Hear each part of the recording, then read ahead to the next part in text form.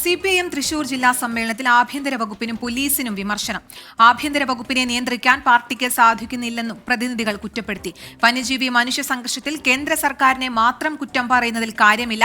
മലയോര ജനതയുടെ പ്രശ്നങ്ങൾ പരിഹരിക്കാൻ ബജറ്റിൽ പണം അനുവദിക്കണമെന്നും ആവശ്യം. സൂരജ് സജ്ജീകരണമുണ്ട് വിശദാംശങ്ങളുമായി. സൂരജ്, കഴിഞ്ഞ ദിവസവും ഇത്തരത്തിലുള്ള വിമർശനങ്ങൾ വന്നിരുന്നു. ഇന്നുണ്ടായ നമുക്ക് ഇതിൽ വിമർശനങ്ങളല്ലാതെ മറ്റെന്തൊക്കെ കാര്യങ്ങളാണ് ഇന്നത്തെ സമ്മേളനത്തിൽ ചർച്ച ചെയ്യാതെ? വിവരങ്ങളൊക്കെ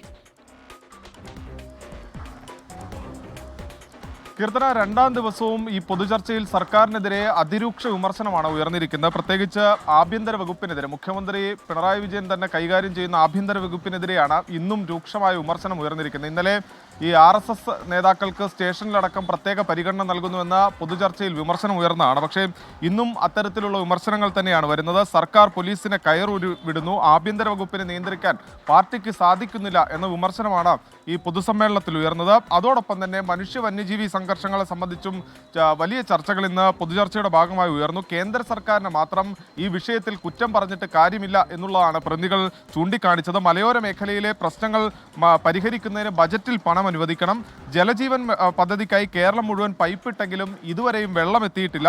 പദ്ധതി പൂർത്തീകരിക്കാൻ പണം അനുവദിക്കണം. കരാറുകാരൻ പണമില്ലാത്തതിനാൽ ഈ പദ്ധതി പൂർത്തീകരിക്കുന്നില്ല. തദ്ദേശ തെരഞ്ഞെടുപ്പ് മുന്നിൽ നിൽക്കെ ഈ പണി പൂർത്തീകരിച്ചില്ലെങ്കിൽ അത് തെരഞ്ഞെടുപ്പിലടക്കം വലിയ തിരിച്ചടി ഉണ്ടാകും. അതോടൊപ്പം തന്നെ സംസ്ഥാനത്തെ റോഡുകൾക്കെതിരെയും വലിയ വിമർശനമാണ് ഇന്ന് പൊതുചർച്ചയിൽ ഉയർന്നത്. സംസ്ഥാനത്തെ റോഡുകളിൽ ഭൂരിഭാഗവും തകർന്നു കിടക്കുകയാണ്. പ്രത്യേകിച്ച് തദ്ദേശ തെരഞ്ഞെടുപ്പ് എത്തുമ്പോൾ ഈ വിഷയവും ഏറെ ചർച്ചയാകുന്ന ഒരു സാഹചര്യം ഉണ്ടാകും എന്നുള്ളതാണ് ഇപ്പോൾ രണ്ടാം ദിനത്തിലെ ചർച്ചയിലും ഉയർന്ന പ്രധാനപ്പെട്ട വിമർശനം. അതോടൊപ്പം തന്നെ ഈ സമ്മേളനവുമായി ബന്ധപ്പെട്ട വാർത്തകൾ ചോരുന്നതിലും വലിയ വിമർശനം പ്രതികൾക്കിടയിൽ നിന്ന് ഉയർന്നു. ബോധപൂർവം ഈ വാർത്തകൾ ചോർത്തി എന്ന ആരോപണമാണ് ഇന്ന് ഈ പൊതുചർച്ചയിൽ ഉയർന്നത്. എന്തായാലും ചർച്ച അല്പസമയത്തിനകം അവസാനിക്കും. അതിന് ഇനി നേതാക്കൾ മറുപടി പറയുകയും ചെയ്യും. അതോടുകൂടി ഇന്നത്തെ അജണ്ടകൾ പൂർത്തിയാക്കി സമ്മേളനം അവസാനിക്കും. നാളെയാണ് ഈ സംഘടനാ തെരഞ്ഞെടുപ്പ് അടക്കം നടക്കുക. കീർത്തന, ശരി, കഴിഞ്ഞ ദിവസങ്ങളിലടക്കം ഇത്തരത്തിലുള്ള വിമർശനങ്ങൾ ഉണ്ടായിരുന്നു. ഇപ്പോൾ ഈ പത്തനംതിട്ടയിലും ഇടുക്കിയിലും ഒക്കെ ഉണ്ടായ പോലീസ് അതിക്രമത്തിന്റെ വാർത്തകളുടെ പശ്ചാത്തലത്തിലാണെന്ന് തോന്നുന്നു ആഭ്യന്തര വകുപ്പ് പോലീസിനെ കയറൂരി വിട്ടിരിക്കുകയാണ്. സമാനമായിട്ടുള്ള വിമർശനം മുൻപുള്ള സമ്മേളനങ്ങളിലും ഉണ്ടായിരുന്നു. ആഭ്യന്തര വകുപ്പിനെതിരെയാണ്